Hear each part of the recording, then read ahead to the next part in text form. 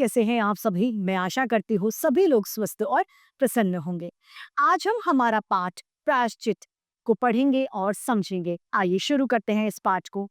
ये है पाठ 6 प्रायश्चित। कबरी बिल्ली घर भर में किसी से प्रेम करती थी तो वो थी रामू की बहू से, और रामू की बहू किसी से घृणा यानी नफरत करती थी तो वो थी कबरी बिल्ली, यानी दोनों एक दूसरे से उल्टे थे। रामू की बहू 2 महीने हुए मायके यानी अपने पीहर से पहली बार ससुराल आई थी। पति की प्यारी थी, सास की दुलारी थी, प्यारी सी दुल्हन थी। भंडार घर की चाबी उसकी करदनी यानी उसकी कमर में लटकती रहती थी, और सास जी घर की जिम्मेदारी बहू को सौंप दी थी। माला ली और पूजा पाठ में सास अब मन लगाने लग गई थी। रामू की बहू नई नवेली मासूम सी थी। कभी भंडार घर खुला है तो कभी भंडार में बैठे बैठे ही वो सो जाती थी। जब भी कबरी बिल्ली को मौका मिलता घी दूध पर जुट जाती यानी घी दूध पी जाती थी। बहू की जान आफत में और बिल्ली के मौजे ही मौजे, यानी बिल्ली मजे करने लगी। बहू हांडी में यानी हंडिया में किसी बर्तन में घी रखते रखते उब गई थी। बचा हुआ घी कबरी के पेट में। बहू दूध रखकर मिश्रानी को जिन्स देने गई और दूध गायब, नदारा यानी दूध गायब। अगर बात यही तक रह जाती तो बुरा न था। कबरी रामू की बहू से कुछ ऐसे परच गई यानी ऐसे चिपट गई कि बहू के लिए खाना पीना भी मुश्किल हो गया था। आखिर रामू की बहू ने तय कर लिया कि या तो वहां घर में रहेगी या फिर ये कबरी बिल्ली। मोर्चाबंदी हो गई, दोनों सतर्क हो गए। बिल्ली फांसने का कटघरा यानी जाल भी लाया गया। उसमें दूध मलाई और चूहे रखे गए, लेकिन बिल्ली ने उधर नजर भी न डाली। कबरी ने थोड़ी देर सरगर्मी दिखाई। अभी तक तो वह बहू से डरती थी, पर अब वह बहू के पीछे पड़ गई। कबरी के हौसले बढ़ जाने से बहू का घर में रहना और मुश्किल हो गया था।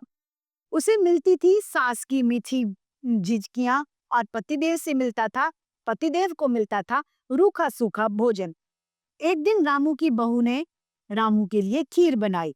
उसमें पिस्ता, बादाम, मखाने और तरह तरह के मेवे दूध में उबाले, और टाए मतलब उबाले। सोने का वर्क भी चिपकाया। खीर से भरकर कटोरा उसने कमरे के ऊंची ताक पर रखा, जहां बिल्ली न पहुंच सके। बहू उसके बाद पान लगाने लग गई। उधर बिल्ली कमरे में गई। ताक के नीचे खड़े होकर उसने कटोरे की ओर देखा, जहां पर खीर रखी थी। सूंघ कर देखा, माल अच्छा है। ताक की ऊंचाई अंदाजी। रामू की बहू सास को पान देने चली गई और कबरी ने छलांग मारी। पंजा कटोरे में लगा। कटोरा जोरदार आवाज के साथ नीचे फर्श पर जमीन पर गिर गया। बहू आवाज के कानों में बहू के कानों में वो आवाज पहुंची। सास के सामने पान फेंक कर वह दौड़ी। क्या देखती है कि कांच का कटोरा टुकड़े टुकड़े हो गया और खीर सारी फर्श पर बिखर गई। कबरी बिल्ली डर कर खीर खा रही थी। बहू को देखते ही बिल्ली गायब हो गई, चंपत हो गई मतलब गायब। रामू की बहू के सिर पर खून सवार हो गया। वो सुब बोली, न रहेगा बांस न बजेगी बांसुरी।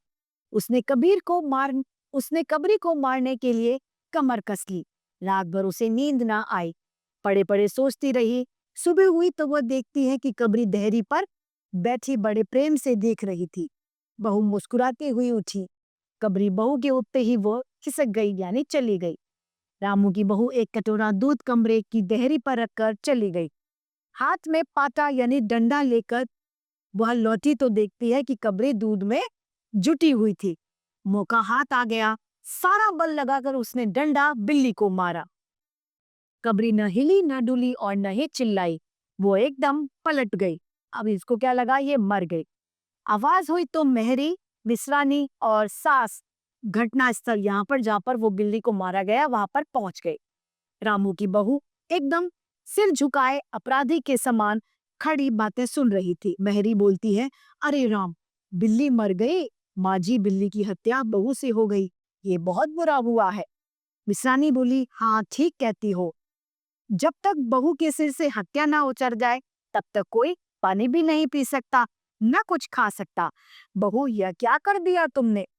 बिल्ली की हत्या की खबर बिजली की तरह पड़ोस में फैल गई। औरतों ने रामू के घर आने का तांता बन गए, यानी एक आ रही है एक जा रही है, ऐसे होने लगा। पंडित परमसुख को जब खबर मिली तो उस समय वह पूजा कर रहे थे। खबर पाते ही उठ पड़े। पंडिताइन से वो हंसकर बोले, भोजन न बनाना। लाला धनीराम की पतोहू यानी पोते की बहू ने बिल्ली को मार डाला है। प्रायश्चित होगा, पकवानों पर हाथ लगेगा, यानी अब पकवान खाने को मिलेंगे। पंडित परमसुख चौबे छोटे से मोटे आदमी थे। उनकी लंबाई 4 फीट 10 इंच की थी और तोंद का घेरा 58 इंच, यानी उनका पेट बहुत बाहर था। गोल मटोल चेहरे, मूछें बड़ी बड़ी, रंग गोरा, चोटी कमर तक पहुंची हुई थी। पंडित परमसुख पहुंचे। घर के दरवाजे पर पंचायत बैठी। सास जी, मिश्राइन, किस्नू की माँ, चुन्नू की दादी और पंडित परमसुख। बाकी स्त्रियां बहू को सहानुभूति प्रकट कर रही थी। बहू सिर झुकाए बैठी थी। किस्नू की माँ ने कहा, पंडित जी, बिल्ली की हत्या करने में कौन सा नरक मिलता है? पंडित परमसिख ने पत्र यानी किताब को देखते हुए कहा, अकेली बिल्ली की हत्या से तो नरक का नाम नहीं बतलाया जा सकता। वह मुहूर्त भी मालूम हो जब बिल्ली की हत्या हुई हो। नरक का पता तब लगाया जा सकता है। मिश्रानी ने कहा। पंडित परमसुख ने सास की ओर देखा और मुस्कुराए। रामू की माँ, चिंता की कोई बात नहीं है। शास्त्रों में प्रायश्चित का विधान है। प्रायश्चित से सब कुछ ठीक हो जाएगा। एक सोने की बिल्ली बनवाकर बहू से दान करवा दीजिए। जब तक बिल्ली का दान नहीं होगा घर अपवित्र ही रहेगा। बिल्ली के बाद दान के बाद 21 दिन तक पाठ किया जाएगा। अब पंडित उन लोगों को लूटने के लिए तैयार हो गए। चुन्नू की दादी ने कहा, हाँ और क्या, पंडित जी ठीक कहते हैं, बिल्ली दान दे दी जाए और फिर पाठ हो जाए। रामू की माँ ने कहा, तो पंडित कितने तोले की बिल्ली बनवाई जाए? अरे रामू की माँ, शास्त्रों में लिखा है कि बिल्ली की वजन के बराबर की बिल्ली बनवाई जाए, लेकिन अब इस कलयुग आ गया है, श्रद्धा नहीं रही। बिल्ली के तोल भर की बिल्ली तो क्या बनेगी? हाँ, लेकिन कम से कम 21 तोले की बिल्ली बनवा कर दान करवा दो। आगे तो आपकी श्रद्धा है। रामू की माँ की आंखें फटी की फटी रह गए। बाप रे, 21 तोला सोना! पंडित जी, तोला भर की बिल्ली से काम नहीं चलेगा। पंडित परमसुख हंस गए और बोले, रामू की माँ, 1 तोला सोने की बिल्ली? अरे, रुपए का लोभ क्या बहू से ज्यादा है? पैसा क्या बहू से ज्यादा है? बहू के सिर पर पाप है, इसमें इतना लोभ करना आपका ठीक नहीं। मोल तोल शुरू हुआ और मामला 11 तोले की बिल्ली पर आकर ठीक हो गया। उसके बाद पूजा पाठ की बात आई। पंडित परमसुख ने कहा, रामू की माँ, मैं पाठ करवा दिया करूंगा। पूजा की सामग्री आप अपने घर से भिजवा देना। कम से कम सामान में पूजा कर देंगे। दान के लिए करीब 7 मन गेहूं, 1 मन चावल, 1 मन दाल, मन भर तिल, 5 मन जौ, 5 पंसेरी घी, मन भर नमक, बस इतने से काम चल जाएगा।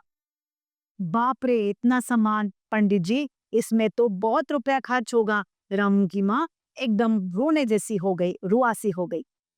फिर इससे कम में तो काम न चलेगा। पहले बहू के पाप तो देखो, यह प्रायश्चित है, कोई हंसी खेल थोड़े। और जैसी जिसकी मर्यादा प्रायश्चित में, उसे वैसा खर्च करना पड़ता है। और रुपए तो आप लोगों के हाथ का मैल है। पंडित परमसुख की बात से पंच प्रभावित हुए। चुन्नू की दादी ने कहा, दान पुण्य से ही पाप कटते हैं। दान पुण्य में किफायत यानी बचत ठीक नहीं है। मिश्रानी ने कहा, और फिर माँ जी, आप बड़े लोग हैं, इतना खर्च आप लोगों को क्या खटकेगा? रामू की माँ चारों ओर देखा। सभी पंच पंडित जी के साथ थे। पंडित परमसुख मुस्कुरा रहे थे। रामू की माँ ने कहा, अब तो जो नाच नचाओगे वो मुझे नाचना ही पड़ेगा, जो आप कहोगे वो मैं मानूंगी ही। पंडित परमसुख जरा कुछ बिगड़ कर बोले, रामू की माँ, यह तो खुशी की बात है, अगर तुम्हें आवश्यकता ना हो तो न करो, मैं चला। अरे पंडित जी, रामू की माँ को कुछ नहीं अखरता, बेचारी कितना दुखी है, बिगड़ो नहीं। मिश्रानी, छन्नू की दादी और किस्नू की माँ एक ही स्वर में ये बात कहने लगे। रामू की माँ ने पंडित जी के पैर पकड़े और पंडित जी ने अब आसन जमाया, यानी पंडित जी आप बैठ गए। 21 दिन के पाठ के 21 रुपए और 21 दिन तक दोनों वक्त 5-5 ब्राह्मणों को भोजन। चिंता न करो, मैं अकेले दोनों समय भोजन कर लूंगा और 5 ब्राह्मणों के भोजन का फल मिल जाएगा। अच्छा, तो आप प्रायश्चित का प्रबंध कराओ। रामू की माँ, 11 तोले सोने निकालो, मैं उसकी बिल्ली बनवा लाऊं, 2 घंटे में बनवा कर लौटूंगा, तब तक पूजा के लिए।